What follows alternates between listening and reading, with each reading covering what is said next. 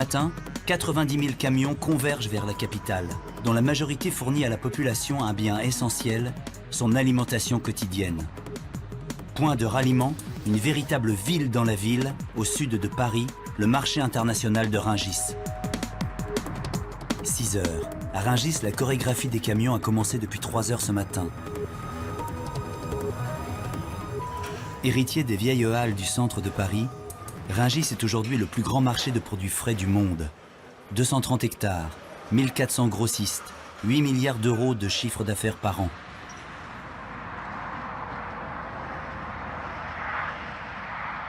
« 6h30, c'est le coup de feu dans le hall des viandes. Francis Fauchère gère 2 sociétés de viande. L'une sur carcasse, l'autre sous vide. Qu'est-ce que tu veux? Tu veux quoi?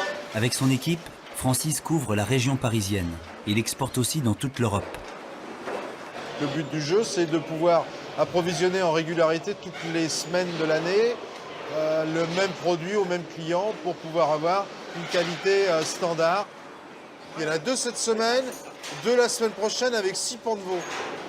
Voilà. C'est à nous de prévoir ce qui va éventuellement se vendre demain. C'est-à-dire qu'il fait bon, on va essayer de prévoir des produits à griller. C'est à nous de surfer là-dessus parce qu'on sait qu'on va avoir une demande demain ou après-demain ou pour ce week-end. Donc c'est à nous d'anticiper ce que notre client va nous demander. Chaque jour, des milliers de tonnes de denrées passent de main en main. Au final, 18 millions de consommateurs seront servis en bout de chaîne.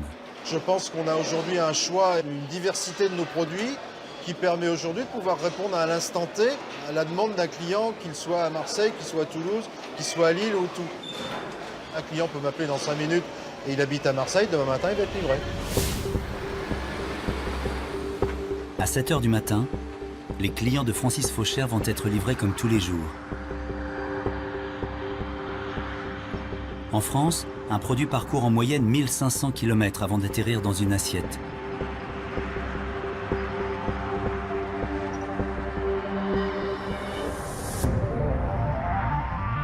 La réalité, c'est que Rungis n'est plus un point de passage obligé. Les circuits se multiplient et se diversifient. De nos jours, la moitié de l'alimentation des Français arrive des 4 coins du monde.